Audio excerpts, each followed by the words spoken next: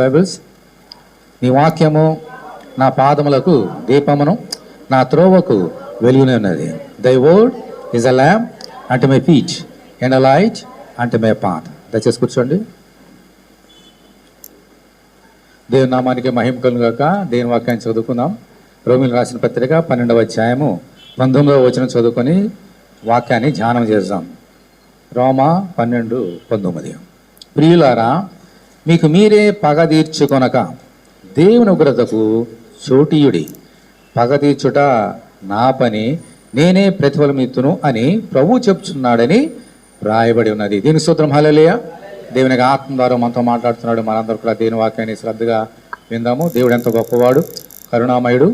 దేవుడు మనల్ని ప్రేమించి ఈరోజు మనల్ని మాట్లాడుతున్నాడు. దేవుడు ఎందుకు మాట్లాడతాడమ్మా? మన బిడ్డలతో మనం మాట్లాడతాం. ఎలా మాట్లాడతాం? ఎందుకు మాట్లాడతాం? బిడ్డలతో ప్రేమ కలిగి మన బిడ్డల్ని ప్రేమించి మనం మాట్లాడతాం. అలాగే దేవుడు ఈరోజు నిన్ను ప్రేమించి, నన్ను ప్రేమించి ఒక తండ్రిగా, ఒక ఆదరణకర్తగా, ఒక కరుణామయుడిగా, దీనుడిగా నీతో మాట్లాడుతున్నాడు. అక్కడ ఏమనుందంటే చూడండి, 19వ వచనం ఏమనుందంటే, అని ప్రభు చెప్పుచున్నాడని వ్రాయబడినది. అని ప్రభు చెప్పుచున్నాడు అని వ్రాయబడి ఉన్నది. రాసింది ఎవరు? దేవునికి ఆత్మే. చెప్తున్నది ఎవరు? దేవునికి ఆత్మే. ఆయన రాసినా, నీతో చెప్పినా, నీతో మాట్లాడినా, కళ ద్వారా, దర్శనం ద్వారా, వాక్యం ద్వారా ఏం చేసినా నీ మేలు కొరకు, నా మేలు కొరకు. దేవుని స్తోత్రం. హల్లెలూయా. అంచేత దేవుడు మనల్ని ప్రేమించి మాట్లాడుతున్న మాటలు శ్రద్ధగా విందాం. ఏమన్నాడు ఇంతకని? పగ తీర్చుట నా పని, అది మీ పని కాదు. అంటే పగ ఎవరికి వస్తుంది, ఎలాగొస్తుంది మనం నేర్చుకుంటున్నాం యోసేపు జీవితంలో నుంచి. సొంత అన్నలే అతని మీద పగబెట్టారు. మరి యోసేపు ఏం తప్పు చేశాడమ్మా? ఏం తప్పు చేయలే. అన్నల్ని ప్రేమించాడు. అన్నల్ని ప్రేమించి వారికి ఆకలి కొంటే అన్నం పెట్టడానికి వెళ్ళాడు. అన్నం తీసుకుని వెళ్ళి భోజనం తీసుకుని వెళ్ళాడు. తండ్రి చక్కని నిలువుటంగి కుట్టిస్తే దాన్ని చూసి ఓరవలేక పగబెట్టారు. మనం ఏం చేయకపోయినా ఒక్కొక్కసారి దేవుని యొక్క విశ్వాసం మనం ఉన్నప్పుడు మనకు కూడా మనుషులు, ఈ లోకము పగబడుతుంది. ఎందుకంటే తెలుసా, ప్రభు ఒక మాట చెప్పినాడు, నేను ఈ లోక సంబంధిని కానట్టు మీరును ఈ లోక సంబంధులు కారు. అందుచేత అది నన్ను ద్వేషించినట్టే మిమ్మల్ని కూడా ద్వేషించున్నది. ఈ లోకం ఏం చేసిందమ్మా? యేసయ్యని ద్వేషించింది. దేవుడైనా పగబట్టాడా? ప్రేమించాడు లోకాన్ని. దేవుడు లోకం ఎంతో ప్రేమించాను. అలాగే మనం ఒక్కొక్కసారి మనం ఇతరులను ప్రేమిస్తుంటాం. ఆయన మనల్ని ఇతరులు మనం ఏం చేస్తారమ్మా? ద్వేషిస్తుంటారు, పగబడుతుంటారు. అయితే ప్రభు అంటున్నాడు, పగ తీర్చుట నా పని. మీరు ఒకరినొకరు పగ తీర్చుకోవద్దు. ఏమన్నాడు చూడండి, ప్రియులారా, మీకు మీరే పగ తీర్చుకొనక దేవుని ఉగ్రతకు చోటీయుడి. ఎందుకనంటే పగ తీర్చుట నా పని, నేనే ప్రతిఫలమిత్తునని ప్రభు చెబుతున్నాడని ప్రాయపడినది. ఎవరైనా మనకు అన్యాయం చేసినప్పుడు దేవునికి చోటు ఇవ్వాలి, అపవాదికి చోటు ఇవ్వకూడదు. చాలా జాగ్రత్తగా గమనించండి. అపవాదికి చోటు ఇచ్చామా, ఎవరైనా మనం పగబట్టినప్పుడు మనం ఏం చేస్తాం? వారి మీదకి వెళ్ళి యుద్ధానికి వెళ్తాం. యుద్ధంలో ఓడిపోతాం, నష్టపోయేది మనమే. కానీ ఇతరులు మన మీద అన్యాయంగా పగబెట్టినప్పుడు కానీ, ఏం చెడ్డ మాటలు పలికినప్పుడు కానీ, హింసిస్తున్నప్పుడు కానీ ఏం చేయాలి? మనం దేవునికి చోటు ఇవ్వాలి, అపవాదికి కాదు, మన మనసుకు కాదు. అప్పుడు దేవుడు తగిన ప్రతిఫలం ఇస్తాడు. కాబట్టి ఏం చేయాలి? అక్కడ ఏమంటున్నాడు చూడండి, 20వ వచనం. కాబట్టి నీ శత్రువు ఆకలి కొని ఉంటే అతనికి భోజనం పెట్టము, దప్పు కొని ఉంటే దాహమేమో. అలాగూ చేయటం వలన అతని తల మీద నిప్పులు కుప్పగా పోయేదు. కీడు వలన జయింపబడక మేలు చేత కీడును జయించు. ఎప్పుడు కూడా మనము కీడు చేయకూడదు, ప్రతి కీడు చేయవద్దు. ఎవరన్నా మనకి కీడు చేశారా, మనం ఏం చేయాలమ్మా? మేలు చేయాలి. యోసేపు చేసింది అదే. పగబెట్టారు, ఆ విచిత్రపడి నిలువుటంగి కుట్టించినందుకు. తండ్రి చెప్పాడు ఆహారం పట్టుకెళ్ళమంటే, దాహం పట్టుకెళ్ళాడు. అన్నలు పగబడిన వారు భోజనం పెట్టడానికి వెళ్ళాడు. ఇలా ఉండాలి. ఇలా ఉంటే దేవుడు మళ్ళీ ఎంతగానో దీవిస్తాడు. అది మళ్ళీ యోసేపు జీవితంలో నుంచి మనము ఈ సంగతి నేర్చుకోకపోతే ఇలా చేస్తే ఏం జరుగుతుందో మనం నేర్చుకున్నాం పోయిన వారం. చూడండి, హెబ్రీయులకు రాసిన పత్రిక 10వ అధ్యాయం ఒకసారి తీయండి. హెబ్రీయులకు రాసిన పత్రిక 10వ అధ్యాయము 35వ వచనం. హెబ్రూస్ 10వ అధ్యాయము 35వ వచనం. కాబట్టి మీ ధైర్యమును విడిచిపెట్టకుడి, దానికి ప్రతిఫలంగా గొప్ప బహుమానము కలుగును. మీరు దేవుని చిత్తం నెరవేర్చిన వారే, వాగ్దానం పొందిన నిమిత్తం మీకు ఓర్మి అవసరమై ఉన్నది అని చెప్తే ఉన్నాడమ్మా. 38. నా ఎదుట నీతిమంతుడైన వాడు విశ్వాస మూలముగా జీవించును. దేవుని స్తోత్రం. హల్లెలూయా. యోసేపు ఇటువంటి 3 లక్షణాలు కలిగి ఉన్నాడు. ధైర్యం విడిచిపెట్టలేదు, విశ్వాసం విడిచిపెట్టలేదు, ఓర్మి విడిచిపెట్టలేదు. కాబట్టి పగ తీర్చుకున్నాడు. నా పని అంటే పగ దేవుడికి ఇచ్చేసాడు, చోటు ఇచ్చాడు దేవునికి. కాబట్టి యోసేపుని బహుగా దీవించాడు, బహుమానాన్ని ఇచ్చి. ఎటువంటి బహుమానం మనం నేర్చుకున్నాం పోయిన వారం. ఎటువంటి బహుమానం ఇచ్చాడమ్మా? ఐగుప్తు దేశం అంతటా అతని సెలవు లేకుండా ఏ మనుషుడు చెయ్యెత్తడానికి వీలులేదు, కాలెత్తడానికి వీలులేదు, అతనికి వ్యతిరేకంగా ఏం మాట్లాడడానికి వీలులేదు. అంతగా దేవుడు అతన్ని హెచ్చించున్నాడు. ఇది దేవుడిచ్చినటువంటి బహుమానం. ఎవరికి? నీకు కూడా బహుమానం ఇస్తాడు. ఎవరైనా నేను అన్యాయంగా హింసిస్తున్నారా, నేను ఇబ్బంది పెడుతున్నారా, మీ బ్యాంకుల్లో కానీ, మీ ఇంట్లో కానీ, బయట కానీ ఎవరైనా హింస పెడుతున్నారా? ప్రార్థన చేద్దాం. దేనికి? ఉగ్రతకి చోటిద్దాం. మనకు పగ తీసుకోవద్దు. తగిన సమయం వచ్చినప్పుడు ఏం చేస్తాడు ఆయనే మనకు బహుమానం ఇచ్చి మన పక్షాన్ని యుద్ధం చేస్తాడు. దేవునికి స్తోత్రం, హల్లెలూయా. మరి యోసేపు ఎంత గొప్పగా దీవించబడడం మనం నేర్చుకుంటున్నాం.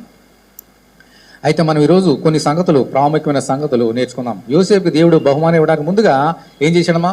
ఒక కళ ద్వారా ఆయన ఇచ్చే బహుమానాన్ని ముందుగానే చెప్పేశాడు కదా. కళ ద్వారా ఏమన్నాడు? ఇదిగో కళ వచ్చింది ఆయనకి. ఏంటి అమ్మ కళ? నా చేను ఉంది, మన చేను ఉంది, నా పనులు లేచినవ్వండి, మీ పనులు వచ్చి నాకు సాగులు పడ్డాయి. ఇది దేవుడిచ్చే బహుమానాన్ని కొన్ని సంవత్సరాల క్రితమే యోసేపుకి చెప్పేశాడు కళ ద్వారా. అది అన్నలు చెప్తే పగబెట్టారు. మళ్ళీ నిలుటంగిని గురించి కూడా పగబెట్టారు. తర్వాత ఏం చేయడం మనకు తెలుసు. బూతులు పడేశారు, అమ్మేశారు. పొతివారి దగ్గరికి వెళ్ళిపోయాడు. అక్కడ కూడా అన్యాయంగా పొతివారి భార్య అతని మీద నేరం మోపినప్పుడు చెరసాల్లో పడవేస్తున్నారు. ఆ తర్వాత అక్కడ పానదాయకుడు, భక్షకారుడు కూడా అన్యాయం చేశారు, మర్చిపోయి. అయినప్పటికీ దేవుడు మాత్రం మర్చిపోలేదు. మనుషులు మర్చిపోయినా దేవుడు మర్చిపోలేదు. ఆయన మర్చిపోకుండా జ్ఞాపకం చేసుకొని తగిన సమయం ముందు ఆయనకు బహుమానాన్ని ఇచ్చి ఆయనని, యోసేపుని ఆశ్రయించాడు. దేవుని స్తోత్రం, హల్లెలూయా. అయితే మనం నేర్చుకోవాల్సిన సంగతులు ఏంటంటే, యోసేపులో ఇంత మంచి గుణాలు ఉన్నాయి కాబట్టి అంత బహుమానం ఇచ్చాడు. ఏముంది? 3 గుణాలు నేర్చుకున్నాం కదా పోయినసారి.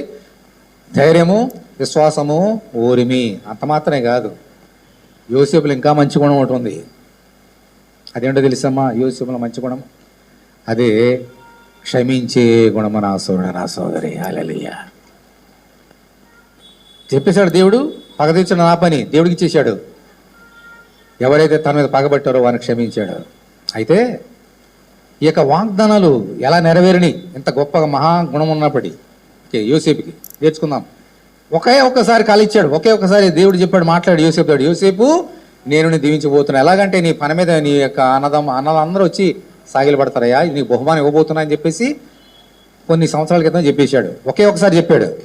ఇది ఎలా నెరవేరిందో తెలుసా? పగబెట్టారు, అమ్మేసారు, ఎన్ని జరిగినాయి మనం నేర్చుకున్నాం. ఎన్నిసార్లు ఈ కళ నెరవేరిందో తెలుసా మీకు? ఎన్నిసార్లు అన్నలు వచ్చి యోసేపు ముందు సాగిలు పడ్డారో ఎప్పుడైనా మీరు జ్ఞాపకం చేసుకున్నారా? దేవుడు ఇచ్చింది ఒకేసారి కళ. అతనుకున్న మంచి గుణాలను బట్టి 4 గుణాలు కూడా చెప్పాను కదా. మొట్టమొదటి ఏంటమ్మా? ధైర్యం విడిచిపెట్టలే. రెండవది విశ్వాసం విడిచిపెట్టలే. మూడవది ఓర్మి కలిగి ఉన్నాడు. 4వది క్షమాగుణం. కాబట్టి 4 సార్లు నెరవేరింది ఈ యొక్క నెరవేర్పు. హల్లెలూయా. ఎలా నేర్చుకుందాం చూడండి. ఆదికాండము 42వ అధ్యాయం. ఆదికాండము 42వ అధ్యాయం.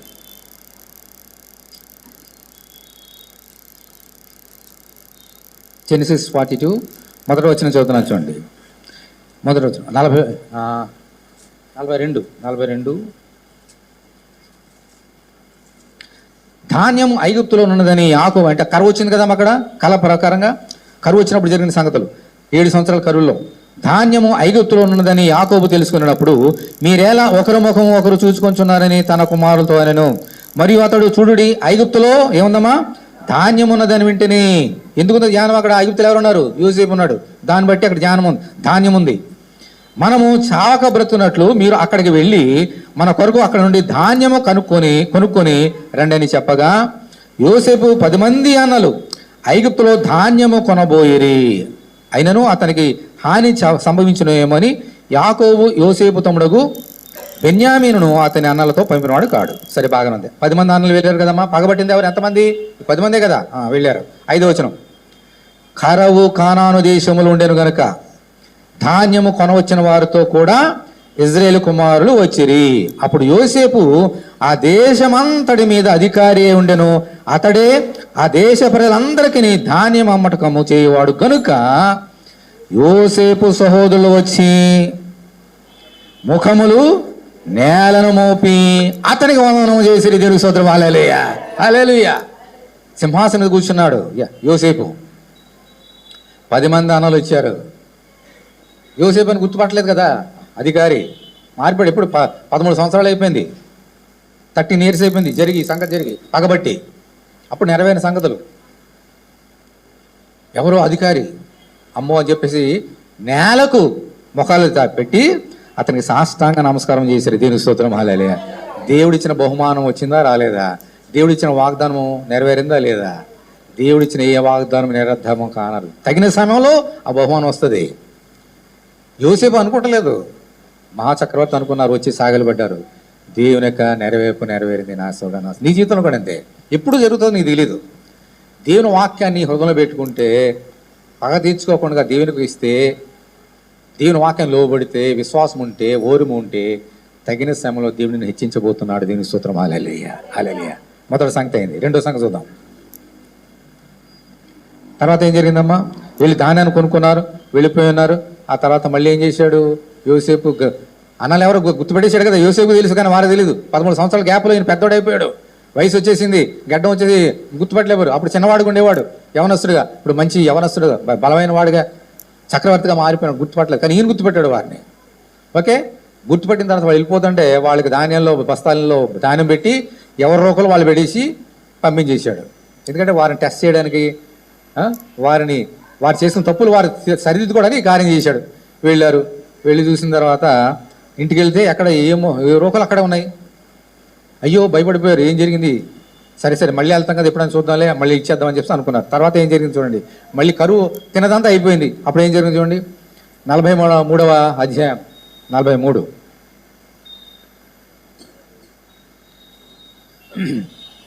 మళ్ళీ వచ్చారు. మళ్ళీ రెండోసారి అయిపోయింది, ధాన్యం అయిపోయింది. కరువు ఇంకా కొనసాగుతుంది కదా, అందుకని మళ్ళీ ధాన్యం కొనుక్కోవడానికి మళ్ళీ వచ్చారు. మళ్ళీ వచ్చిన తర్వాత యోసేపు మళ్ళీ కలిశారు. అప్పుడు యోసేపు బిజీగా ఉన్నాడు. సరే మధ్యాహ్నం వీళ్ళతో కలిసి మేము భోజనం చేస్తాను, భోజనం చేసిన తర్వాత వారితో మరి నేను మాట్లాడతాను అని చెప్పేసి చెప్పినప్పుడు మళ్ళీ రెండోసారి వచ్చినప్పుడు మళ్ళీ ఏం జరిగింది? రెండోసారి ఇది 24వ వచనం. ఆ మనుషుడు వారిని యోసేపు ఇంటికి తీసుకుని వచ్చి వారికి నీళ్ళిగా వారు కాళ్ళు కడుక్కొనరి, మరియు అతడు వారి గాడిదలకు మేత వేయించెను. అక్కడ తాము భోజనం చేయవాలని వినిరు గనుక మధ్యాహ్నం మందు యోసేపు వచ్చి వేళకు తమ కానుకొని సిద్ధం చేసిరి. కానుకంటే మళ్ళీ రోకలు, మళ్ళీ ఎవరో వాళ్ళు రోకలు పనిచాడు కదా, మళ్ళీ డబల్ తీసుకొచ్చారు. ఇంకా ఏమైనా శిక్షిస్తాడని భయంతో ఇంకా కానుకలు కూడా తీసుకొచ్చారు. ఇప్పుడు యోసేపు ఇల్లు అది. ఇంట్లో ఏం జరిగింది చూడండి. 26వ వచనం. యోసేపు ఇంటికి వచ్చినప్పుడు వారు తమ చేతులలోనున్న కానుకను ఇంటిలోకి తెచ్చి అతనికి ఇచ్చి అతనికి నేలను సాగిలపడి. దేవుని స్తోత్రం, హల్లెలూయా, హల్లెలూయా, హల్లెలూయా. ఇది ఎప్పుడు? మళ్ళీ రెండోసారి. మొదటిసారేమో అంతఃపురంలో సాగిలపడ్డారు. యోసేపు ఇంటికి వచ్చి మళ్ళీ సాగిలపడ్డారు. హల్లెలూయా. నేల మోపి అతనికి సాగిలపడి రెండోసారి. దేవుడిచ్చిన కళ ఒకసారే నెరవేర్చండి. మళ్ళీ రెండోసారి వచ్చి వాళ్ళకి తెలియదు ఏం చేస్తున్నారో అని యోసేపు. అప్పుడు అమ్మని జ్ఞాపకం, ఓ దేవా నువ్వు నాకు ఇచ్చిన బహుమానం నెరవేరుస్తున్నావా? ఎంత సంతోషపడి ఉంటాడండి యోసేపు ఆ సమయంలో. అంటే వాళ్ళు నమస్కారం చేసినందుకు కాదు సంతోషం, దేవుడు తన వాగ్దానం నెరవేర్చినందుకు. దేవుని స్తోత్రం, హల్లెలూయా. రెండోసారి నెరవేర్ప జరిగింది. తర్వాత 44 వచ్చింది అండి. 44.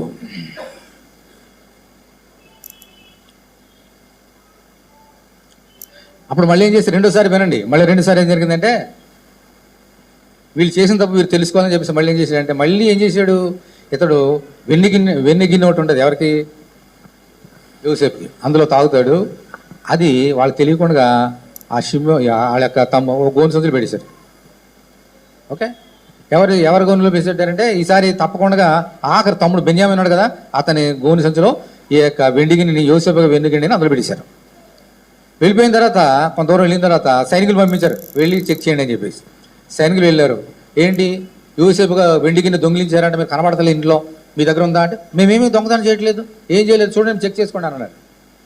ఎవరి దగ్గర ఆ గిన్నె దొరుకుతుందో వాడు మీకు దాసుడైపోతాడు. వెళ్ళాడు. గోన్లన్నీ మొత్తం రూబేను మొదలుకొని 10 మంది, 1 దొరకలే, 2 దొరకలే, 3 దొరకలే, 10 అయిపోయింది. 11వ వాడు ఉన్నాడు కదా మా తమ్ముడు, అతను గోని సంచులు ఏముంది? ఈ వెండి గిన్నె ఉంది. ఇదేమిటిది, ఇంత దొంగతనం చేశారేంటి మీరు? గజ వణుకుపోతున్నారు 10 మంది అన్నలు. అయ్యో మాకేం తెలియదా గిల్లేదా, రండి మళ్ళీ వాడికి. సైనికులు మళ్ళీ లాక్కొచ్చారు. మళ్ళీ ఏం జరిగింది? అప్పుడు ఇదంతా కావాలని చేస్తున్నాడు యోసేపు. ఓకే, 44వ అధ్యాయం 14వ వచనం. అప్పుడు యోదాయను అతని సహోదరులను యోసేపు ఇంటికి వచ్చిరి. అతను ఇంకా అక్కడనే ఉండిన కనుక వారు అతని ఎదుట నేలను సాగిలబడిరి. ఇది మూడోసారి మళ్ళీ వచ్చారంట. భయము, మళ్ళీ ఈసారి భయము. ఎందుకంటే దొంగలు దొరికిపోయారు కదా రెడ్ హ్యాండెడ్గా. ఇప్పుడు ఇంకేం చేసి మళ్ళీ అందరూ చేసాలు పెట్ట ముఖ్యంగా బెన్యామీనుని తీసేసుకుంటాడు. మళ్ళీ యాకోబు ఈయన మీద ప్రాణం పెట్టుకున్నాడు. యోసేపు చనిపోయాడు, అతని తమ్ముడు ఒక్కడే బతుకున్నాడు, నేను పంపనన్నాడు ముందు. మనకి ఏమీ తెలిసి కూడా చెప్పలే, కానీ తప్పని పరిస్థితిలో పంపించాడు. ఇప్పుడు మళ్ళీ ఏం జరిగింది? ఇప్పుడు అతన్నే దొంగగా పట్టుకున్నారు. కాబట్టి ఏం చేస్తాడు? యోసేపు అతను పట్టుకుంటే అక్కడ తండ్రి కాయలే పడతాడు, మొహం ఏం చూపిస్తారు వెళ్ళి. అందుకని భయంతో బయట వచ్చి మళ్ళీ ఏం చేశారు? మూడోసారి సాగిలబడ్డది. ఇది ఎన్నోసారి? ఇది దేవుని స్తోత్రం, హల్లెలూయా. తర్వాత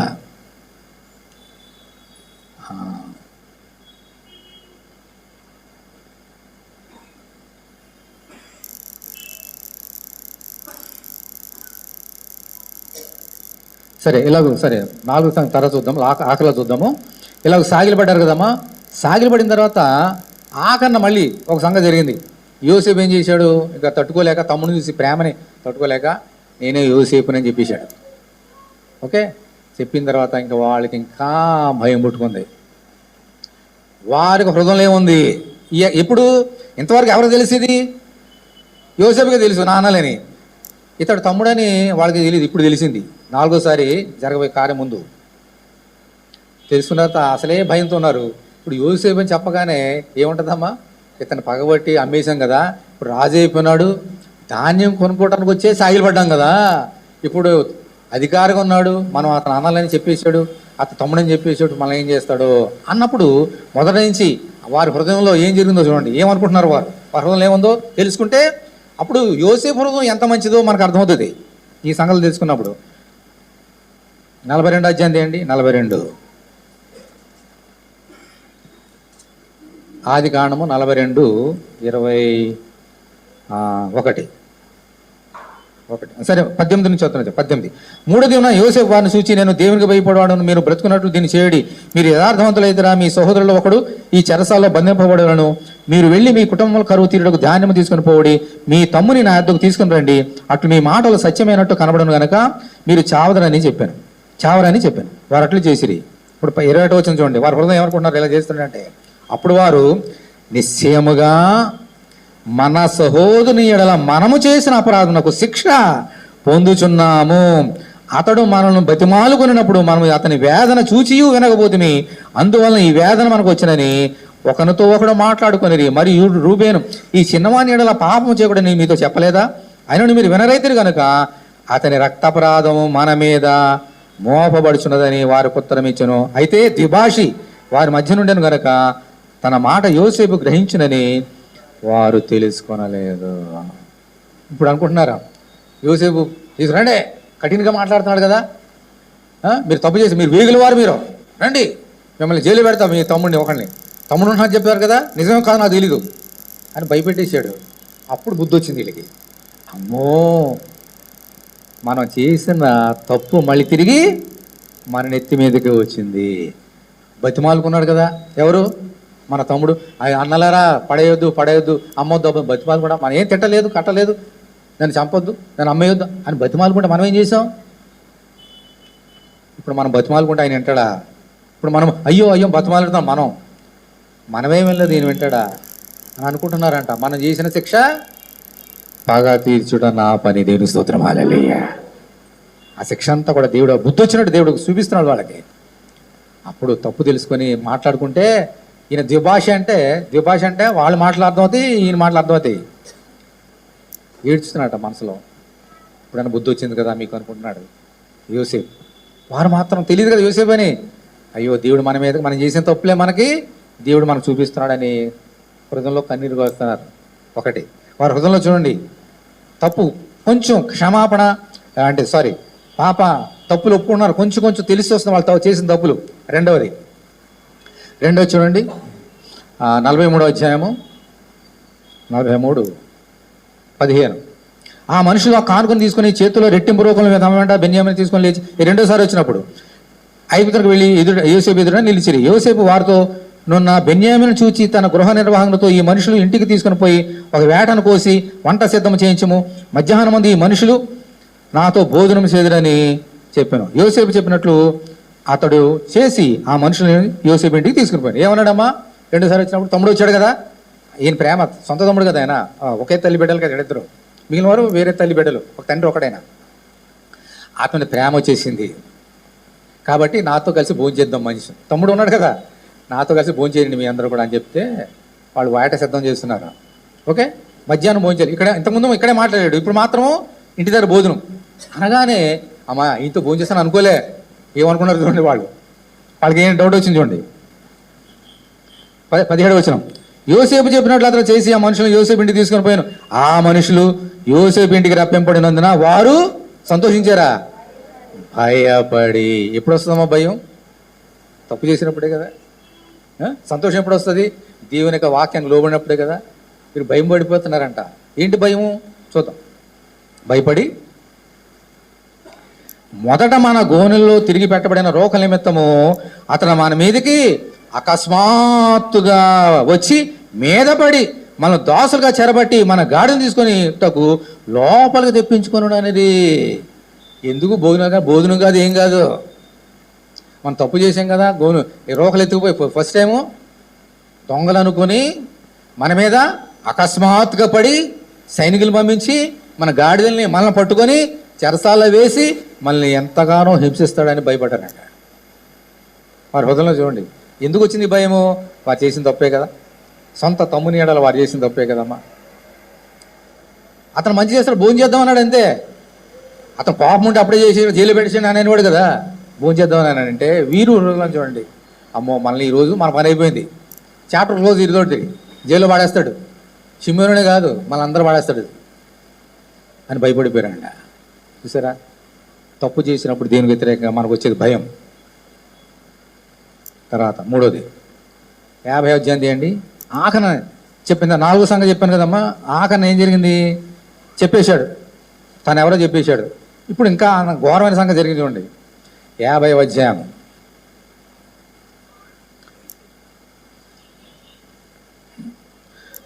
తను ఎవరో చెప్పేసుకున్నారు. ఇంకా భయం ఇప్పటి వరకు ఉన్న భయం ఏమైపోయిందమ్మా? రెట్టింపు కాదు, 10 to the power of 100 and power of అంటారు కదా, బయలు పెరిగిపోయి అమ్మో ఈయన యోసేపా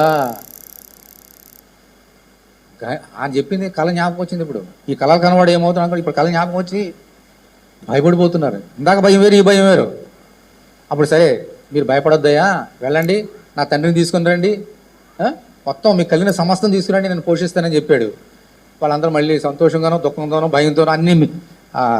ఉగాది పచ్చడి ఎలా ఉంటుందమ్మా? ఉగాది పచ్చడి తీగుంటుందా, ఉప్పగుంటుందా, చేదుగుంటుందా, ఎలా ఉంటుంది? అన్ని రకాలు. అలాగ అన్ని రకాల ఫీలింగ్స్ తెలుస్తున్నారు ఇప్పుడు. ఒక పక్కన సంతోషం, ఇంకో పక్కన భయం, ఇంకో పక్కన అమ్మో ఏం చేస్తాడో, మళ్ళీ రమ్మంటున్నాడు, మళ్ళీ ఏం చేస్తాడో అని మొత్తానికి వెళ్ళారు. యాకోబు వచ్చాడు, 70 మంది వచ్చారు. ఈలోగా తర్వాత ఏం జరిగిందంటే యాకోబు చచ్చిపోయాడు అంటే తండ్రి చచ్చిపోయాడు. ఎవరు మిగిలారు అక్కడ ఇప్పుడు? యోసేపు ప్లస్ ఆ తమ్ముడు ఇటు పక్కన పెడదాం, 10 మంది. యాకోబు ఉన్నాడు కాబట్టి, తండ్రి ఉన్నాడు కాబట్టి మనల్ని ఏం చేయలేదు. ఇప్పుడు చచ్చిపోయాడు కాబట్టి ఏం జరుగుతుంది ఇప్పుడు మనకు? అయితే ఏంటి? యాకోబు ఉన్నాడు కాబట్టి యోసేపు ఏం చేయకపోవాలి, క్షమించాను అంటాడు. ఆయన చచ్చిపోయాడు. ఇప్పుడు అసలైన భయం ఇప్పుడు వచ్చింది. ఏమన్నారు చూడండి 14వ వచనం. యోసేపు తన తండ్రిని పాతి పెట్టిన తరువాత అతడును అతని సహోదరును అతని తండ్రిని పాతి పెట్టబడిన వారందరూ తిరిగి ఐగుప్తునకు వచ్చారు. సమాధి చేసేశారు, మళ్ళీ ఐగుప్తుకు వచ్చారు. ఇప్పుడు చూడండి 15వ వచనం. యోసేపు సహోదరులు తమ తండ్రి మృతి పొందుట చూచి, ఒకవేళ ఏమమ్మా, ఒకవేళ మనం అని ఇలాగ అనుకుంటాం కదా, ఏం జరగదు, ఇలా ఒకవేళ అలా జరుగుతుందేమో, ఇంకోవేళ ఇలా వినండి, భయాలు ఎలా ఉంటాయంటే దేవుడి వాక్యంలో. ఒకవేళ అంటే ఏంటి అనుకుంటున్నా ఇలా జరుగుతుందేమో అని. మనం కూడా చాలా 99% ఒకవేళ ఇలా జరుగుతుందేమో అనుకుంటాం మనం. అలా జరగదు.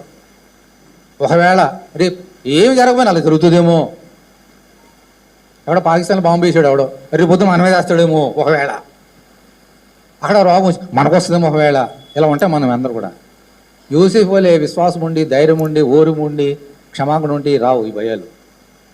మళ్ళీ వీళ్ళకి ఏమి లేవు కాబట్టి ఒకవేళ యోసేపు ఏం చేస్తాడు అని వీరే చెప్పేస్తున్నారు. ఏమన్నారు చూడండి, ఒకవేళ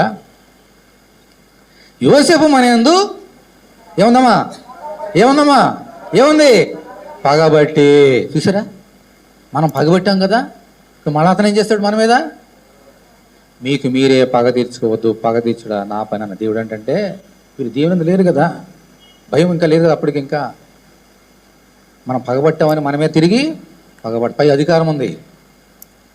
పగబట్టి ఒకవేళ ఇలా చేస్తాడేమో అనుకుంటున్నారంట. పగబట్టి మీరు పగబట్టారండి, యోసేపు పగబట్టాడమ్మా, తర్వాత చూద్దాం అది. ఒకవేళ యోసేపు మనందు పగబట్టి మనం అతనికి చేసిన తర్వాత ఏముంది? కీడంతటికి చెప్పండి. ఇందాక మనం ఏం నేర్చుకున్నాం? కీడుకు ప్రతి కీడు చేయవద్దు. అప్పుడు చూడండి, చేసిన కీడంతటి చొప్పున మనకు నిశ్చయముగా కీడు జరిగించిన అనుకుని ఒకవేళ అని అనుకుని, అందరూ 10 మంది అనుకుంటున్నారండి ఇలాగ చేసేస్తాడు యోసేపు అనుకొని, యోసేపునికి ఇలా వర్తమానం పంపిరి. యోసేపు గారికి రికమెండేషన్ పంపిస్తున్నారు. ఏమని చూడండి, నీ తండ్రి తాను చాక మునుపు ఆజ్ఞాపించినదేమనగా, మీరు యోసేపుతో నీ సహోదరులు నీకు కీడు చేశారు గనక దయచేసి వారి అపరాధమును వారి పాపమును ఏమన్న తర్వాత క్షమించుమని అతనితో చెప్పుడనను. కాబట్టి దయచేసి నీ తండ్రి దేవుని దాసుల అపరాధము క్షమించమని యోసేపుతో కౌరు పంపారు. మై గాడ్, నీ తండ్రి ఇలాగన్నాడు, నీ కన్నలు నీ మీద కీడి చేశారు కదా, నువ్వు తిరిగి పగబట్టి కీడి చేయకు అని తండ్రి బ్రతుకున్నప్పుడు అన్నాడు. కాబట్టి మీరు దయచేసి మా మీద పగబట్టి మాకు కీడి చేసి మాకు చంపకండి అని పంపించారంట వర్తమానం యోసేపుకి. చూసారా, అంటే యోసేపు తిరిగి పగబట్టి మనము చేసిన కీడికి మళ్ళీ తిరిగి ప్రతి కీడు చేస్తాడు, ప్రతీకారం తీర్చుకుంటాడని భయపడిపోయి, చంపేస్తాడేమో అని భయపడిపోయి వర్తమానం పంపారంట. వారి హృదయంలో ఏమో చూసారా, 3 సార్లు మొట్టమొదటి నేర్చుకున్నారు, అమ్మో మనం చేసిన తప్పులు మనకు వస్తాయి. అంటే ఏంటనమాట, మనము తప్పు చేసిన వారము, ఏ భేదం లేదు, అందరూ పాపం చేసి దేవుడి గురించి మహిమ పొందలేకపోతుంది కాబట్టి మనం పాపం చేసాం, ఒప్పుకున్నారు. రెండవది భోజనాన్ని పిలిస్తే ఏమనుకున్నారమ్మా, ఈరోజు మన పని అయిపోయింది, ప్రతికారం తీసుకుంటాడు. ఆఖరి 3వ తండ్రి చచ్చిపోయినప్పుడు ఇక ఈరోజు చాప్టర్ క్లోజ్ మంది, ఇంకా బ్రతికంతా చెరసాలో లేదంటే అయిపోతుంది అనుకున్నారంట. సరే, వాళ్ళందరూ దేవుని విశ్వాసం లేదు కాబట్టి వాళ్ళ ఆలోచన అలా ఉన్నాయి. ఒకవేళ యోసేపు స్థానంలో నేను కానీ ఇంకెవరు కానీ ఉంటే అలా జరిగి ఉండేది. నేనుంటే అలా చేసేసేవాడిని, చంపేసేవాడిని, క్షణంలో చంపేసేవాడు. నేనైతే కంటి కనబడగానే చంపేసేవాడు. నేనైతే అది నాలో ఉన్నంత పగ, దేశం, అసూయ కదా నాలో ఉన్నదంతా కదా, నేను చేసేసేవాడిని. అలాగైతే యోసేపు నాలాంటి వాడు కాదు, నీతిమంతుడు, దేవునికి స్తోత్రం. హల్లెలూయా హల్లెలూయా. అందరూ నాలాగా ఉండరు, యోసేపు లాంటి ఉన్నారు ఈ లోకంలో. దేవునికి స్తోత్రం. హల్లెలూయా. ఈ 3 సంగతులు చూసాం. ఆ హృదయంలో ఏముందో, యోసేపు హృదయంలో ఏముందో చూద్దాం నా సోదరి. హల్లెలూయా హల్లెలూయా. మొదటి సంగతి 45వ అధ్యాయం మరొకసారి. 45.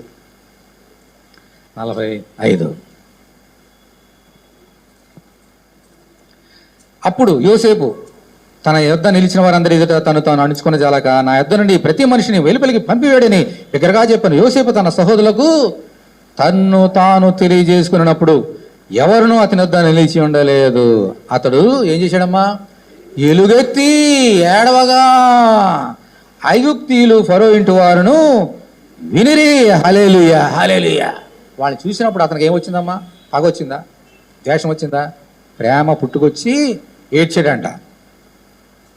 ఎంతగా ఏడ్చాడు చెప్పండి మీరు, గట్టిగా. అంటే ఏంటి అర్థం, ఎలుగెత్తి ఏడవగా అంటే ఎంతవరకు ఏడ్చాడైనా? ఫరో ఇంటి వారు వినిరి. ఫరో ఎక్కడ ఉంటాడు? రోడ్డు మీద ఉంటాడా, ఇంట్లో ఉంటాడా, అంతఃపురంలో ఉంటాడు.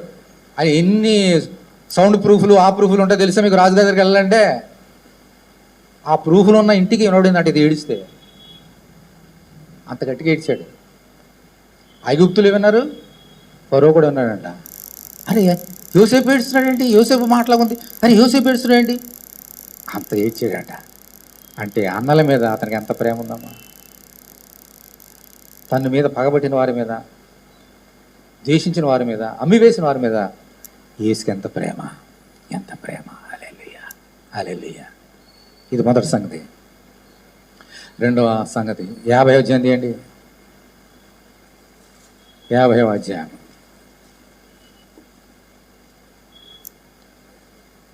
ఇందాకేమన్నారమ్మా? నీ తండ్రి బ్రతుకున్నప్పుడు వాళ్ళ అపరాధంలో, మళ్ళీ చదువుతున్నా మీకు అర్థమవుతుంది. 17వ వచనం.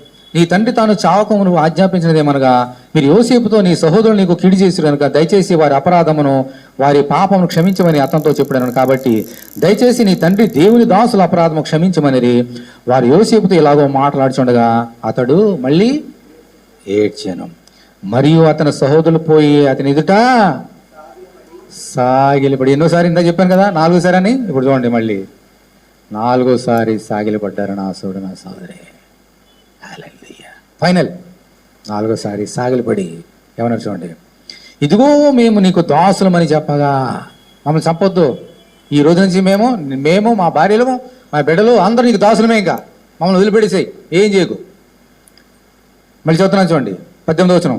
మరియు అతని సహోదరులు పోయి అతని ఎదుట సాగిలపడి, ఇదిగో మేము నీకు దాసులమని చెప్పగా యోసేపు, భయపడకుడి, నేను దేవుని స్థానమందున్నానా, మీరు నాకు కీడు చేయని ఉద్దేశించదు కానీ నేటి దినమున జరుగుతున్నట్లు అనగా బహు ప్రజలను బ్రతికించినట్లుగా అది మేలుకే దేవుడు ఉద్దేశించిన దేవుని స్తోత్రం. హల్లెలూయా.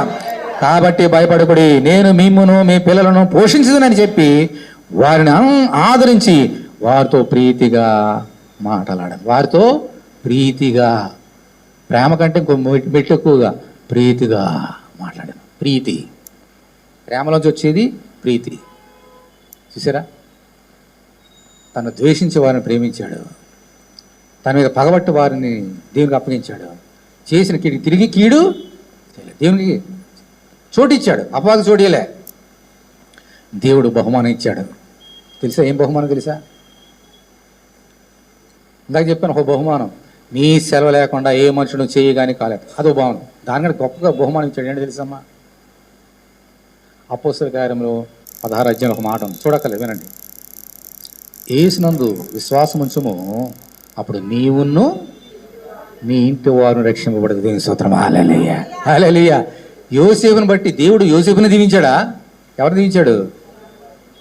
యోసేపు ఇంటి వారందరినీ. యాకోబు 70 మందితో వచ్చాడు. ఆ తర్వాత లక్షల మంది అయిపోయారు. ఇక్కడ లక్షల మంది అయిపోయారు యాగిప్తు దేశంలో. వారందరినీ యోసేపు పోషించాడు. అందుకని ఏమన్నాడు ఇక్కడ చూడండి 21వ వచనం. కాబట్టి భయపడకు, నేను మిమ్మును, తర్వాత ఏమన్నాడు, మీ పిల్లలని, అంటే మీ భార్యల్ని, మీ పిల్లల్ని, మీ పశువుల్ని, గాడిదల్ని, ఎద్దుల్ని, ఒంటెల్ని అన్నిటినీ పోషించదనని చెప్పి వారిని ఆదరించి రీతిగా వారితో మాట్లాడాను. దేవుడు యోసేపును దీవించడమే కాదు, యోసేపు ద్వారా యాకోబు అతని సంతానాన్ని అందరిని దేవుడు దీవించాడు. హల్లెలూయా. 6 లక్షల మంది అయిపోయారు. ఆ తర్వాత పురుషులే, కాలబలమే, అంతగా దేవుడు దీవించాడు. దేవుని మనం విశ్వాసం ఉంచితే నిన్నే కాదు, నిన్ను బట్టి నీ ఇంటి వారందరూ దీవిస్తాడు. దేవుని స్తోత్రం. హల్లెలూయా. నీకే కాదు బహుమానం, నీతో పాటు నీ పిల్లలకి, నీ భర్తలకి, నీ భార్యలకి, నీ రక్త సంబంధాలందరికీ ఇస్తాడు. దేవుని స్తోత్రం. హల్లెలూయా.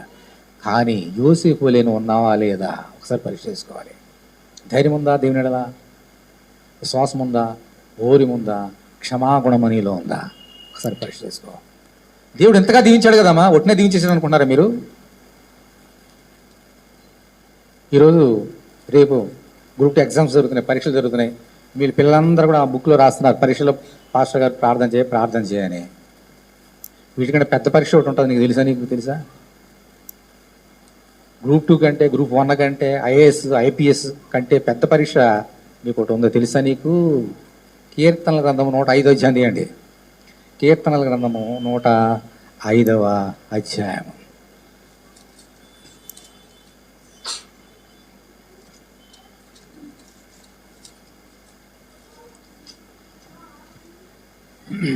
బైబిల్ అంతా తీయండి.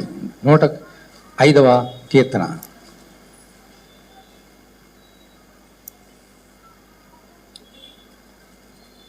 చూడండి, యోసేపు గురించి ఇక్కడ ఏం రాయబడిందో విందాం.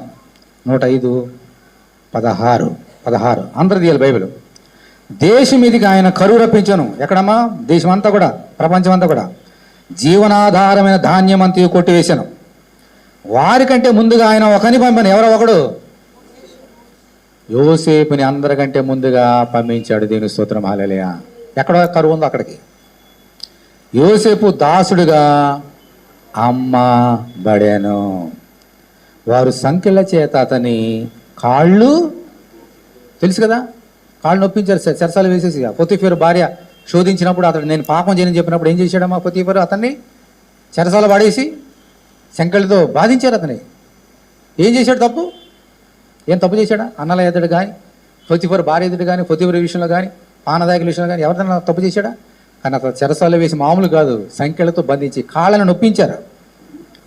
ఇనుము అతని ప్రాణమును బాధించెను. ఇనుము పగలు సంఖ్యళ్ళ ఇనుము సంఖ్యలు, రాత్రి కూడా ఇనుప సంఖ్యలు. రాత్రి కొంచెం మనకి చిన్న దోమ కుట్టింది అనుకోని నిద్రపడుతుందా? అందుకనే ఇన్ని వచ్చేసినాయి, జట్లు వచ్చేసినాయి. ఇప్పుడు ఆ జట్టు ఈ జట్టు, ఆ క్రీమ్ ఈ క్రీము వచ్చేసినాయి. మనకి నిద్ర పాడవుతుందేమని. చిన్న దోమ పడితేనే మనకు నిద్ర పడుతుంది కదా. ఒకవైపు ఎంతసేపు పడుతుందో మళ్ళీ ఇలా తిరుగుతావు కదా. ఎన్నిసార్లు వాష్రూమ్కి వెళ్ళి వస్తావు? రాత్రి ఎన్నిసార్లు వాష్రూమ్కి వెళ్తాం? యోసేపు కాళ్ళు బంధించారు సంఖ్యల చేత. ఇటు తిరిగితే నొప్పి, అటు తిరిగితే నొప్పి. ఇంతలాగా వాష్రూమ్ పక్కన ఉండదు చెరసాల్లో. మళ్ళీ పొద్దునగా ఆగాల్సిందే, పట్టుకుని ఉండవలసిందే. ప్రతిసారి నేను వాష్రూమ్కి వెళ్తాను కుదరదు, చెరసాలది. అన్నీ ఓర్చుకున్నాడు, ఏ తప్పు చేయలేదు. చిన్న దోమ పడితే నిద్రపోదు. నీవు యోసేపు చెరసాలు నిద్రపోడు అనుకుంటున్నారా? పగలో నిద్ర లేదు, రాత్రి నిద్ర లేదు. దేవా ప్రార్థన ప్రార్థన ప్రార్థన. ఇనుము అతన్ని బాధించింది, ఇతను అతను ఇబ్బంది పెట్టింది. సంతోషం లేదు, సమాధానం లేదు. ఏ తప్పు చేయనటువంటి యోసేపుకి. మళ్ళీ 18వ వచనం, వారు సంఖ్యల చేత అతని కాళ్ళు నొప్పించిని, ఇనుము అతని ప్రాణమును బాధించను. అందరు గట్టిగా దేవుని స్తోత్రం చెల్లించండి. దేవుని స్తోత్రం హల్లెలూయా. ఇప్పుడు 19వ వచనం చదువుతున్నాను చూడండి. 19వ వచనం, అతడు చెప్పిన సంగతి నెరవేరు వరకు యెహోవా వాక్కు అతని పరిశోధించుచుండెను. దేవుని స్తోత్రం హల్లెలూయా. ఇది దేవుడు యోసేపుకు పెట్టినటువంటి పరీక్ష, ఎగ్జామినేషన్. ఐపీఎస్ ఎగ్జామ్ కంటే, ఐఏఎస్ ఎగ్జామ్ కంటే ద గ్రేటెస్ట్ ఎగ్జామినేషన్ దేవుడు యోసేపుకు పెట్టాడు. పగలు బాధ, రాత్రి బాధ, ఏ తప్పు చేయనప్పటికీ దేవుడు ఈ యొక్క 13 సంవత్సరాలు ఏం చేస్తాడమ్మా? 13 సంవత్సరాలు అతడు చెప్పు సంగతి నెరవేరు వరకు అన్నాడు. ఏం చెప్పాడు? మీ పనులు వచ్చిన ఆ పని మీద సాగిలు పడతాయి. ఇది అతను చెప్పిన సంగతి అదే కదా. ఇది నెరవేరడానికి 13 సంవత్సరాలు పట్టింది. ఈ 13 సంవత్సరాలు బాధపడ్డాడు. దేవుడు ఏం చేస్తాడు? యోసేపుని 13 సంవత్సరాలు అతని పరిశోధించి చూడండి, ఎగ్జామ్ చేస్తాడు. Day and night, every minute, every hour, every second దేవుడు పరిశోధన చేస్తున్నాడు. దేవుడు పెట్టిన పరీక్షలో యోసేపు పాస్ అయ్యాడు. దేవుని స్తోత్రం హల్లెలూయా హల్లెలూయా. మామూలు డిస్ట్రిక్ట్తో పాస్ అయ్యాడు. First rank, top rank in the world అతనికి వచ్చింది. అప్పుడు బహుమానాన్ని ఇచ్చాడు. చూడండి మళ్ళీ 19వ వచనం 20వ వచనం చదువుతున్నాను చూడండి. 19, అతడు చెప్పిన సంగతి నెరవేరే వరకు యెహోవా అతను పరిశోధించడను. రాజు వర్తమానం పంపి త్వరగా అతను విడిపించాను. ప్రజల నేలినవాడు అతని విడుదల చేశాను. ఇష్టప్రకారం అతడు తన అధిపతులు నేలటకు, తన పెద్దలకు బుద్ధి చెప్పుటకును, తన ఇంటికి యజమానుడిగాను, తన యావదాసి మీద అధికారిగాను అతనిని నియమించను. దేవుని స్తోత్రం హల్లెలూయా. ఎప్పుడు నెరవేర్చాడు ఈ వాగ్దానం, బహుమానం? దేవుడు పెట్టిన పరీక్షలో యోసేపు పాస్ అయినప్పుడు. నీకు బహుమానం రావాలా? పరీక్ష ప్రిపేర్గా, ఎగ్జామ్కి ప్రిపేర్ లేకుండా వెళ్తే ఏమవుతుంది? 0 వస్తాయి. ఈ మధ్యన మైనస్ మార్కులు పెట్టారు కదా, మైనస్ 100 కూడా వస్తాయి ప్రిపేర్ కాకపోతే కదా. ఏం ప్రిపరేషను? యోసేపు ఏం నేర్పించాడు మనకి? 4 ప్రిపరేషన్స్. అందుకే 4 సార్లు వచ్చి సాగిలపడ్డారా? నీలో ధైర్యం ఉందా? వాక్యం వెళ్ళిపోతున్నావా? నీళ్ళు విశ్వాసం ఉందా? వాక్యం లోబడుతున్నావా? ఏమైనా శోధన పడిపోతున్నావా? వెనక్కి వెళ్ళిపోతున్నావా? నీళ్ళు ఓపిక ఉందా? దేవునితో ఓపికతో కనిపెడుతున్నావా? యోసేపులాగా నిన్ను ఈ సంఖ్యలు బాధించట్లేదు కదా. హాయిగా నిద్రపోతున్నావు కదా, ఏసీలో నిద్రపోతున్నావు, ఫ్యాన్ కింద నిద్రపోతున్నావు. దేవుడు నిన్ను బాధ పెడతలేదు. అయినప్పటికీ నీ ఓర్పు కోల్పోతున్నావా? ఇతరులను క్షమించే గుణం నీలో ఉందా? లేదా పగ తీర్చుకున్నావా? పగబట్టి మాటలు మాట్లాడుతున్నావా? హల్లెలూయా. దేవుడు అతను దీవించాడు. ఎందుకో తెలుసమ్మా? అసలు సంగతి వినండి, అసలు సంగతి వినండి, ముగిస్తున్నా. కన్య అయిన మరి గర్భబంధు ఈ సంవత్సరించిన 2000 సంవత్సరాల క్రితం ఎందుకోసం? నీకోసం. యోసేపుని సొంత అన్నలే అమ్మేశారు, పగబెట్టారు. యేసుక్రీస్తు మీద సొంత వారే పగబెట్టారు. సొంత శిష్యులు ఒకడే అమ్మేశాడు ఆయన 30 దినాలకి. ఇనుము అతను బాధించింది. ఇనుముతో చేసిన మేకులు యేసును బాధించాయి. గుచ్చేసారంతే. అన్ని ఓర్చుకున్నాడు యేసయ్య. గుంటలో పడేశారు, చెరసలో పడేశారు. యేసుని బంధించి చెరసలో పెట్టేశారు రాత్రి పొంది పిలాతు అధికారం కింద. నీ కొరకు అన్ని మౌనంగా భరించాడు యేసయ్య. యోసేపుని గుంటలో పడేశారు, యేసుని సమాధిని గుంటలో పడేశారు.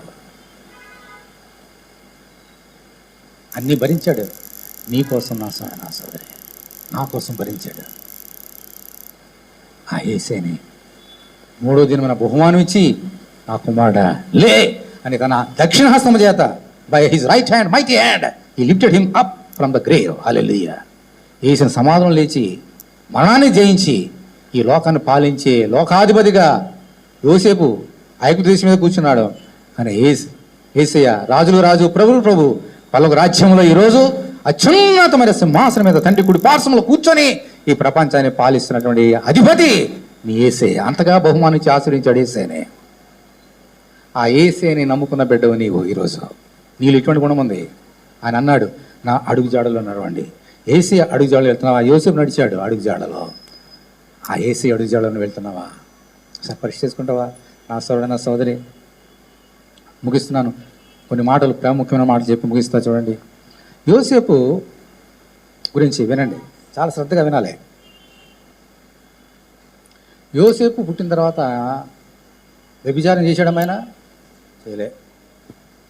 తల్లిదండ్రులను ప్రేమించాడా? ధర్మశాస్త్రం అప్పుడు రాలేదని చెప్పాను కదా. ధర్మశాస్త్రం ఇంకా పుట్టక ముందే అతడు దేవునికి ధర్మశాస్త్రాన్ని పాటించాడు. రెండవది అసలు సంగతి వినండి, నీ శత్రువుని ప్రేమించు. ఇంకా మన రోమిలు రాసిన పత్రికలు రాసినటువంటి సంగతులు. యేసేపు పుట్టాడా? కొత్త నిబంధన వచ్చిందా? అప్పుడు యోసేపు ఉన్నప్పుడు కొత్త నిబంధన వచ్చిందా? ఈ సంగతులు ఎవరైనా చెప్పారా? పాత నిబంధనలో కంటికి కన్ను పంటికి పోను అంతే. ఎవరైనా పన్ను ఎరుకొట్టాడు, రెండు బండ్లు ఎరుకొట్టు. అది అప్పుడు. యేసు వచ్చిన తర్వాత నూతన నిబంధన.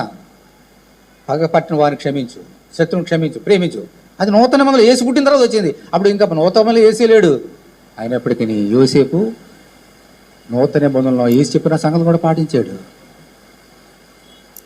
Joseph obeyed both the Old Testament and also New Testament, though both were not came into the existence. ఇంకా ధర్మశాస్త్రం పాత నిబంధన పుట్టకముందే, నూతన నిబంధన పుట్టకముందే ఆ రెండింటిని అవలంబించాడు. ఈరోజు నీ చేతుల్లో పాత నిబంధన ఉన్నది, కొత్త నిబంధన ఉన్నది. చిన్నప్పటి నుంచి సండే స్కూల్ దినాల నుంచి యేసు చెప్పిన మాటలు వింటున్నాం. How we are obeying the word of God. నువ్వు దేవుని వాక్ని ఎలా వింటున్నావు? విని ఎలాగో పాటిస్తున్నావు? ఒకసారి ఆలోచన చేసుకుంటావా నా సోదరుడు, నా సోదరి? నీ యేసయ్య నీ కొరకు అమ్మబడ్డాడు. యోసేపు వలే సమాధాన గుంటలోకి వెళ్ళాడు. ఆ గుంటలోంచి నేను తప్పించడానికి. హల్లెలూయా, హల్లెలూయా. ఎలా ఉన్నాం మనం? నూతన నిబంధన ఇప్పుడు అర్థమవుతుంది. చూడండి, ఇప్పుడు రోమిలు రాసిన పత్రిక 12వ అధ్యాయం.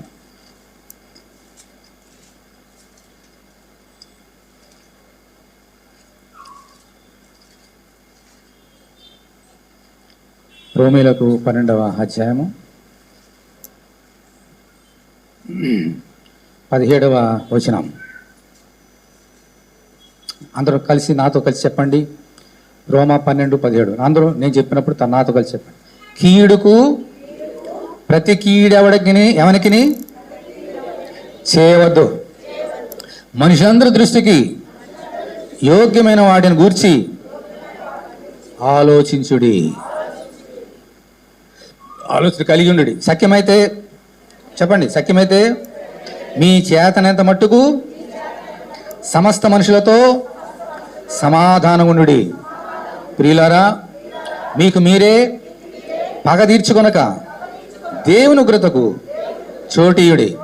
పగ తీర్చుడా నా పని, నేనే ప్రతిఫలం ఇత్తును అని ప్రభు చెప్తున్నాడని వ్రాయబడి ఉన్నది. ఓకే, ఇలా చేద్దామా? ఎంతమంది చేస్తాం? చేతులు ఎత్తండి. కానీ ఆశకి వెళ్ళిన చేతులు ఎత్తండి. అందరూ ఆశపడ్డారా? కాబట్టి ఇలా చేయండి. ఇప్పటి నుంచి ఆశకి వెళ్ళిన మనందరూ ఇలా చేద్దాం. ఏం చేద్దాం? 20 వచనం. కాబట్టి చెప్పొద్దు, వినండి. నీ శత్రువు ఆకలి కొని ఉంటే అతనికి భోజనం పెట్టుము, దప్పుకొని ఉంటే దాహమేమో. అలాగ చేయటం వలన అతని తల మీద నిప్పులు కుప్పలుగా పోయేదు. కీడు వలన జయింపబడక మేలు చేత కీడును జయించాం. మనకి ఎవరు భోజనం పెడతాం? మనం ఇంటికి పిలిచి, మనం ప్రేమించే వారందరూ పిలిచి రాబాబు అని చెప్పి అతనికి ఇష్టమైనవో మనకి ఇష్టమైనవో 2 కలిపి పెడేస్తాం. పక్కన వాళ్ళు రోజు మనం గొడవ పడుతున్నాకోండి, క్రిస్మస్ వచ్చింది, అందరం పిలుస్తాం. ఎవరిని పిలవం? ఆయన పిలమని చెప్తున్నాడు దేవుడు నిన్ను. ఆయన పక్కన పెట్టి ఈయన పిలువు ముందు. అది పండగ, క్రిస్మస్ పండగ. అంతేగాని నిన్ను ప్రేమించిన అందరూ ఓహో రండి సెమీ క్రిస్మస్ భోజనాలు పెట్టు. కానీ నిన్ను ద్వేషించే వాళ్ళు ఉన్నారు కదా, వాళ్ళు కూడా పిలువు ముందు. అందరికంటే ముందు వాళ్ళు పెట్టి తర్వాత వాళ్ళకి పెట్టు. ఇది నిజమైన క్రిస్మస్. ఎవరైతే నీ కీడు చేస్తున్నారో వాళ్ళకి అన్నం అంటే అన్నం పెట్టే, దాని పెట్టు. అప్పుడు దేవుడు నేను దీవిస్తాడు. హల్లెలూయా. ఇదే నిజమైన క్రిస్మస్. ఓకే, ఇప్పుడు దేవుడు నేను ఎలా దీవిస్తాడో అలా చేస్తే చెప్పి ముగిస్తాం, బల్లకి వెళ్ళిపోదాం. యెషయా గ్రంథం 60 అధ్యాయం తీయండి. యెషయా 60.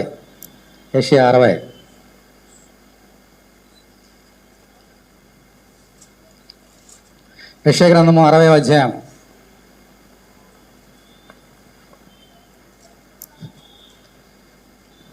వారిలో ఒంటరైన వాడు 1000 మంది ఎగును. 22వ వచనం. 60, 22 యెషయా. వారిలో ఒంటరైన వాడు 1000 మంది ఎగును, ఎన్నిక లేని వాడు బలమైన జనమగును. యెహోవాకు నేనే తగిన కాలమున ఈ కార్యమును త్వరబెట్టుదును. ఈ కార్యము త్వరబెడతాడంట. ఏంటమ్మా కార్యం? ఏదో కార్యం త్వరబెడతాడంట. యోసేపుని త్వరగా తీసుకొచ్చేసారు కదా సింహాసనం కూర్చొని పెట్టడానికి. నీ విషయంలో కార్యం త్వరగా చేస్తాడంట ఆయన. ఈ యోసేపు 4 గుణాలు ఇల్లు ఉంటే ఏం చేస్తాడు? 61 అధ్యాయం తీయండి, పక్కనే 61. ఏం చేస్తాడు చూద్దాం ఇప్పుడు. ప్రభువుకి యెహోవా ఆత్మ నా మీదకి వచ్చినది, దీనులకు సువర్తమానం ప్రకటించడానికి యెహోవా నన్ను అభిషేకించను. తర్వాత చూడండి, నలిగిన హృదయం గల వారిని దృఢపరచడం. తర్వాత ఉంది, చెరలో ఉన్న వారికి విడుదల, బంధింపబడిన వారికి విముక్తిని ప్రకటించడకును, యెహోవా హెస్సవస్త్రమును మన దేవుని ప్రతిదండమును ప్రకటించడకును, దుఃఖాక్రాంతులందరినీ ఓదార్చుటకును, సీయోనులో దుఃఖించిన వారికి ఏంటమ్మా ఉల్లాస వస్త్రమును ధరింపజేయడకును, బూడిదకు ప్రతిగా పూదండను, దుఃఖములకు ప్రతిగా ఆనంద తైలమును, భారభరితమైన ఆత్మకు ప్రతిగా స్తుతి వస్త్రమును వారికి ఇచ్చుటకును ఆయన నన్ను పంపి ఉన్నాడు. దేవుని స్తోత్రం. హల్లెలూయా. అందుకే యేసు పుట్టాడు, నీ దుఃఖాన్ని తీసివేసి ఆనందాన్ని ఇవ్వడానికి, భారభరిత ఆత్మను తీసివేసి సంతోషమైన ఆత్మ, వేదన తీసివేసి నాట్యము, బూడిదకు ప్రతిగా పూదండ నీకు ఇవ్వడానికి యేసే పుట్టాడు. హల్లెలూయా. హల్లెలూయా. ఇదే నిజమైన క్రిస్మస్. దుఃఖపడద్దు. దేవునికి వాగ్దానం ఇచ్చాడా? పోయిన సంవత్సరం, ఈ సంవత్సరం 31వ తారీఖు, పోయిన సంవత్సరం, ఇప్పుడు 31వ తారీఖు మళ్ళీ వస్తాయి కొత్త వాగ్దానాలు. నెరవేరలేదా? దుఃఖపడిపోతున్నావు, అయ్యో నెరవేరలేదని. నా సంగతి చెప్పాను కదా, దేవుడు నా వాగ్దానం ఇచ్చి ఇప్పుడు 32 సంవత్సరాలు ఇంకా రాలేదు. 32 సంవత్సరాలు. యోసేపు 13 సంవత్సరాలే, నాకు 32 సంవత్సరాలు అయింది అని ఎదురు చూస్తున్నాను నేను. ధైర్యం విడిచిపెట్టలే, విశ్వాసం విడిచిపెట్టలేదు, ఓర్యం పోలేదు, ఈ క్షమాగుణం పోయింది. కొంత కలిగి ఉన్నాం కనీసం. అప్పుడు మీరు తిడతాను కదా మమ్మల్ని, కానీ కొంత ఉంది కనిపెడుతున్నా ఇంకా. హల్లెలూయా. అలాగే మీ దేవుడు వాగ్దానం ఇచ్చాడా? దేని వాగ్దానము తప్పిపోతున్నా చూడనా సోదరే, వన్ డే నీ దుఃఖాన్ని మార్చేస్తాడు. చీపురు మూల కూర్చున్న చీపురులా కూర్చుంటే నా దుఃఖంతో నాట్యంగా మార్చేస్తాడు. నేను గంతులేస్తావు. అందుకనే సెమికృష్ణ నాట్యం ద్వారా దేవుని స్తుతిస్తున్నాం. ఇంత సంతోషం ఇచ్చావు కదా ప్రభువా, నాట్యాన్ని ఇచ్చావు కదా అని ప్రజలకి సాక్ష్యం చెప్పడానికి నాట్యం ఆడుతూ దేవుని స్తుతిస్తున్నాం. నాకు దుఃఖం లేదు, సంతోషం అని ప్రజలు చెప్పడానికి, మనతో మాట్లాడుకోవడానికి నాట్యం ద్వారా దేవుని స్తుతిస్తున్నాం. హల్లెలూయా. దేవుడు ఇచ్చిన వాగ్దానం అది. నాట్యంగా మార్చేస్తున్నాడు దుఃఖాన్ని. హల్లెలూయా. హల్లెలూయా. యోసేపులు ఉన్నావా? దేవుని స్తోత్రం. హల్లెలూయా. అంత లేచినవండి, బల్ల చేయబోతున్నాం. ఏమైనా తప్పులుంటే ఇప్పుడే క్షమించమని అడుగుదాం. నీళ్ళు ఓరిమి లేదా? ఓరిమి కోసం ప్రార్థన చేయి ఇప్పుడే. విశ్వాసం లేదా? తప్పుతున్నావా? ప్రార్థన చేయి. విశ్వాసం కొరకు. ధైర్యం విడిచిపెట్టేస్తున్నావా? ప్రార్థన చేయి. ఇతను క్షమించలేకపోతున్నావా? ప్రార్థన చేయి. అప్పుడు బల్ల చేయి. అందరు కళ్ళు మూసుకోండి, అటు ఇటు తిరగవద్దు. అందరు కళ్ళు మూసుకోండి.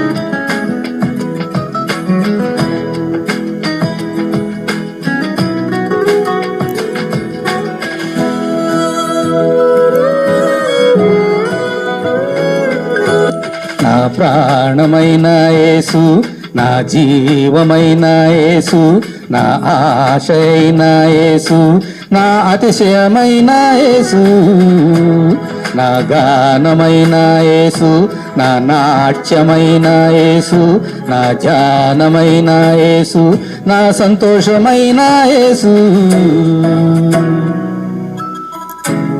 అందరూ ప్రార్థన గడుపుదాం. ఏసియా నాట్యాన్ని దిగిపోతున్నాడు, దేవుడిని దీంచిపోతున్నాడు, ఈ దుఃఖాన్ని మార్చేస్తున్నాడు, ఈ యొక్క దీన ప్రార్థన అంగీకరిస్తున్నాడు. ధైర్యాన్ని విడిచిపెట్టద్దు నా సోదరుడా. దుఃఖంతో ఉన్నావా, వేదన ఉన్నావా, అయ్యో ఈ లోకం ద్వేషిస్తున్నా అనుకుంటున్నావా? నిన్ను ప్రేమించే దేవుడు ఉన్నాడు, అందుకే పుట్టాడు. హల్లెలూయా.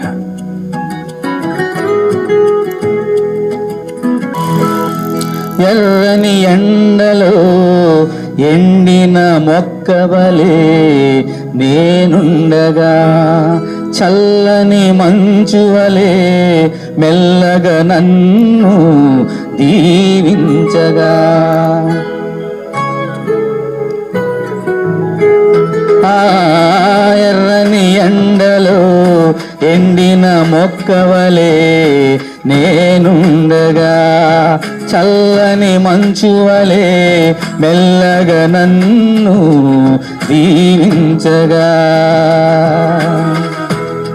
వాసన నీచే దేవదారు వృక్షము వలె ఇంపుగా ఎదిగిన వలివా చెట్టు వలె, వాసన నీచే దేవదారు వృక్షము వలె ఇంపుగా ఎదిగిన వలివా చెట్టు వలె నీ మహిమను నాకు తిరిగిచ్చినావు.